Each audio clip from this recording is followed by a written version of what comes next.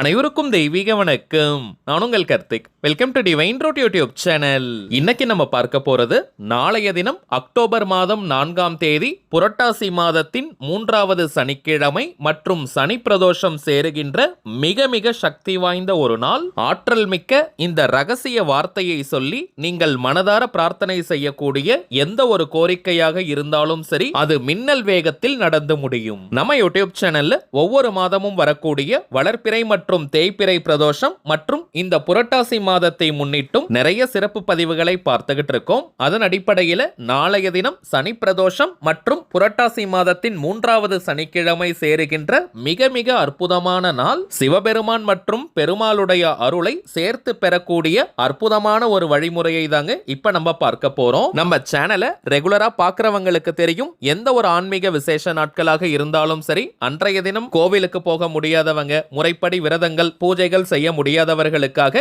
எளிமையான வழிபாட்டு முறையை பார்த்துக்கிட்டு இருக்கோம். அதன் அடிப்படையில் இப்ப நம்ம பார்க்க போறதும் இருக்கிறதுலயே ரொம்ப ரொம்ப சிம்பிளான ஒரு டெக்னிக், அதே நேரத்தில் உடனே நமக்கு பலனை தரக்கூடியது. சோ யாருமே நீங்க மிஸ் பண்ணிடாதீங்க. சிவபெருமானையும் பெருமாளையும் சேர்த்து இருக்கக்கூடிய இதுவரை யாரும் சொல்லாத அற்புதமான ஒரு திருநாமத்தை தாங்க நம்ம பார்க்க போறோம். திருநாமம் அப்படின்றது இறைவனுடைய திருப்பெயர்னு அர்த்தம். இறைவனுடைய பெயரை சொல்வதற்கோ எழுதுவதற்கோ எந்த விதமான கட்டுப்பாடுகளோ தடைகளோ கிடையாதுங்க. அப்படிப்பட்ட ஆற்றல் மிக்க அந்த திருநாமம் என்ன, அதை நாளைய தினம் எந்த நேரத்தில் எப்படி உச்சரிக்கணும்ன்றத இந்த வீடியோல டீடைல்டா நம்ம தெரிஞ்சுக்கலாம். அதற்கு முன்னாடி நம்ம சேனலை இப்பதான் நீங்க ஃபர்ஸ்ட் டைம் பாக்குறீங்கன்னா மறக்காம சப்ஸ்கிரைப் பண்ணிக்கோங்க. பக்கத்துல இருக்க பெல் ஐகானையும் பிரஸ் பண்ணிக்கோங்க. அப்பதான் அப்லோட் பண்ற எல்லா பயனுள்ள தகவல்களும் உடனடியா உங்களுக்கு நோட்டிபிகேஷன்ல வரும். முதல் விஷயம், இப்ப நம்ம பார்க்க போகும் இந்த திருநாமத்தை சொல்ல போறவங்க ஜஸ்ட் நீங்க குளித்திருந்தால் மட்டும் போதும், தலைக்கு குளிக்கணும்ன்ற அவசியம் கூட கிடையாதுங்க. நார்மலா நீங்க குளிச்சிருந்தாலே போதும். முடிந்தவரை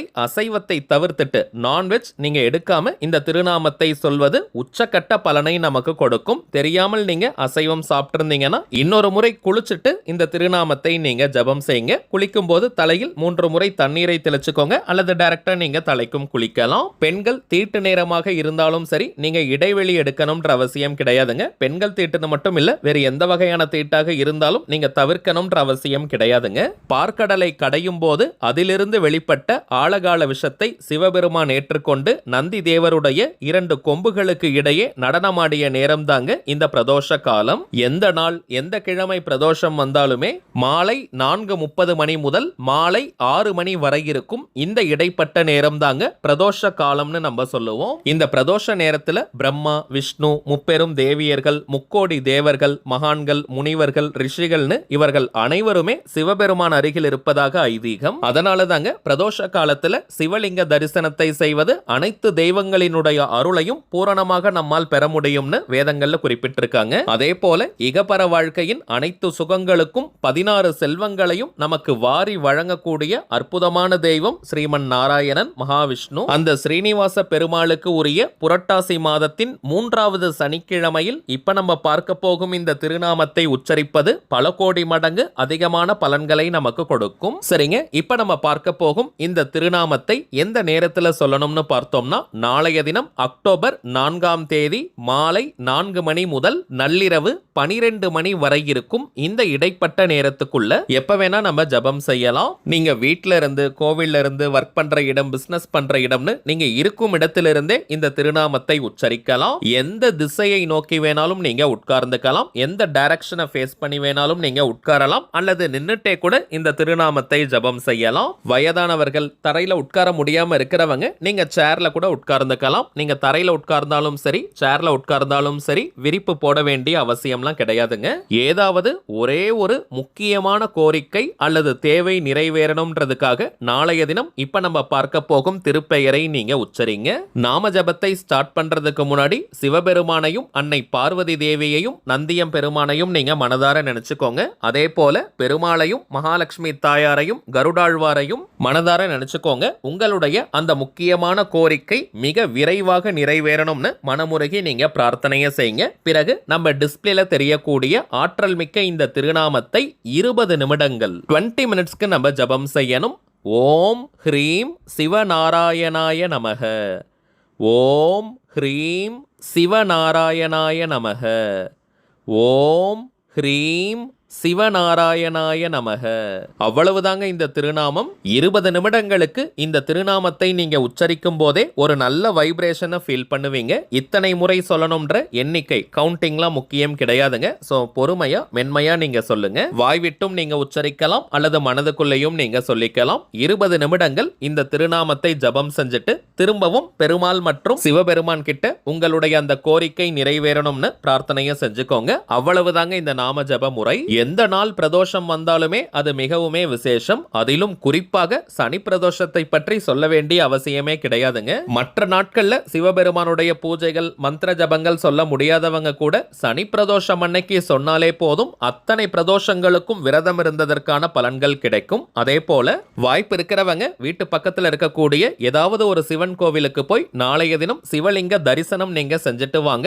வருடம் முழுவதும் அதாவது 365 நாட்களும் சிவபெருமானை தரிசனம் செய்த பலன்கள் நமக்கு கிடைக்கும். இப்ப நம்ம பார்த்ததை போல சக்தி மிக்க இந்த திருநாம ஜபத்தை நாளைய தினம் நீங்க செஞ்சு பாருங்க. அனுபவ ரீதியாக பலன்கள் உங்களுக்கே தெரியும். அடுத்ததாக முக்கியமான ஒரு தாந்திரிக பொருளை பற்றி நம்ம பார்க்க போறோம். அதுதாங்க நாம் நினைத்ததை நினைத்தபடி நிறைவேற்றி தரக்கூடிய ஸ்ரீ சக்கர யந்திரம் பதித்த பிரமிட். பொதுவாகவே ஒரு சாதாரண பிரமிடை நம்ம வீட்டுக்குள்ள வச்சாலே வீட்டில் இருக்கக்கூடிய எதிர்மறை ஆற்றல்கள் நெகட்டிவ் எனர்ஜியை விரட்டி அடித்து வீடு முழுவதுமே பாசிட்டிவான எனர்ஜி நிரம்பி வழியும். அதிலும் நம்ம கொடுக்கக்கூடிய இந்த பிரமிட்ல 5 எந்திரங்களை முறைப்படி நம்ம பிரதிஷ்டை பண்ணியிருக்கோம். ஸ்ரீ கணபதி யந்திரம், ஸ்ரீ வாஸ்து யந்திரம், ஸ்ரீ தன ஆகர்ஷ்ண குபேர யந்திரம், ஸ்ரீ அஷ்டலக்ஷ்மி யந்திரம் மற்றும் ஸ்ரீ சக்கர யந்திரம். இந்த பிரமிடுக்கு நிறைய பலன்கள் இருக்குங்க. ஜஸ்ட் இந்த பிரமிடை வாங்கி வீட்டில் வரவேற்பறை ஹால் பகுதியில் நீங்க வைக்கும் போது வாஸ்து தோஷத்தை நீக்கும். வீட்டிற்கு தெய்வீக கவசம் உருவாகும். பெட்ரூம்ல நம்ம வைக்கும் போது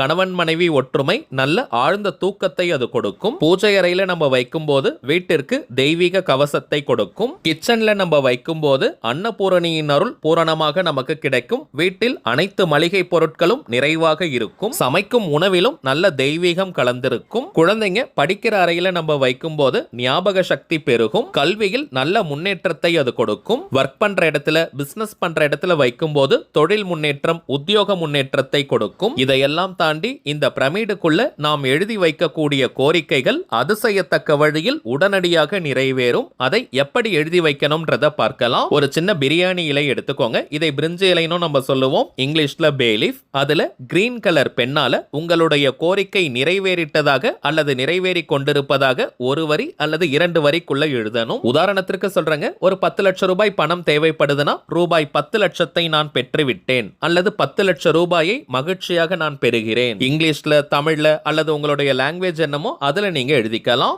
சொந்தமாக வீடு வாங்கணும் அல்லது கட்டணும்னு நினைக்கிறவங்க என்னுடைய சொந்த வீட்டை நான் கட்டிவிட்டேன் அல்லது என்னுடைய சொந்த வீட்டில் நான் வாழ்ந்து கொண்டிருக்கிறேன், இது போல எழுதலாம். உத்தியோகத்திற்கு ட்ரை பண்ணிக்கிட்டு இருக்கிறவங்க என் மனதிற்கு பிடித்த நல்ல வேலை கிடைத்து விட்டது.